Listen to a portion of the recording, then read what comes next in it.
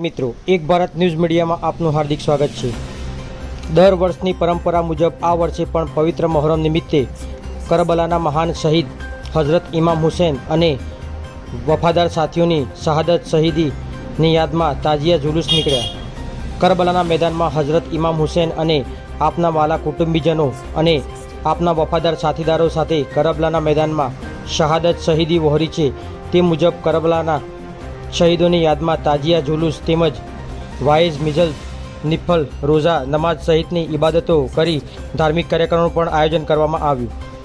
પવિત્ર મોહરમનો તહેવાર સમગ્ર સાબરકાંઠા જિલ્લામાં સુલેહ, શાંતિ અને કોમી એકતા તેમજ ભાઈચારાના માહોલમાં આ તહેવાર સંપન્ન થાય તે માટે જિલ્લામાં કાયદો વ્યવસ્થા જળવાઈ રહે, સુલેહ, શાંતિ અને ભાઈચારા સાથે મોહરમનો પર્વ ઉજવાય તે અગાઉ માટે સાબરકાંઠા જિલ્લા કલેક્ટર અને જિલ્લા પોલીસ વડા સહિતના ઉચ્ચ અધિકારીઓ સંબંધિત વિભાગના અધિકારીઓની આગેવાનીમાં બેઠક યોજાઈ હતી, જેમાં હિંમતનગર, ઈડર તેમજ ગ્રામ્ય વિસ્તારો જેવા કે ઇલોલ, કનાઈ, વક્તાપુર ગામે મોહરમની 9 અને 10 તારીખના રોજ શાંતિના માહોલમાં કોમી એકતા સાથે જુલુસ નીકળવામાં આવ્યા હતા।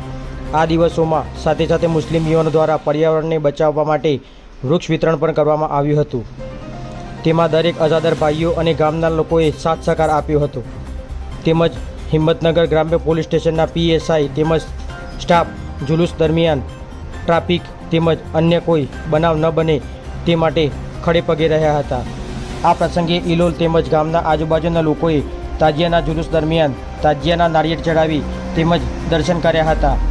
10 મોહરમ એટલે 72 શહીદોનો વિષય। પત્રકાર વિશાલ ચૌહાણ, સાબરકાંઠા।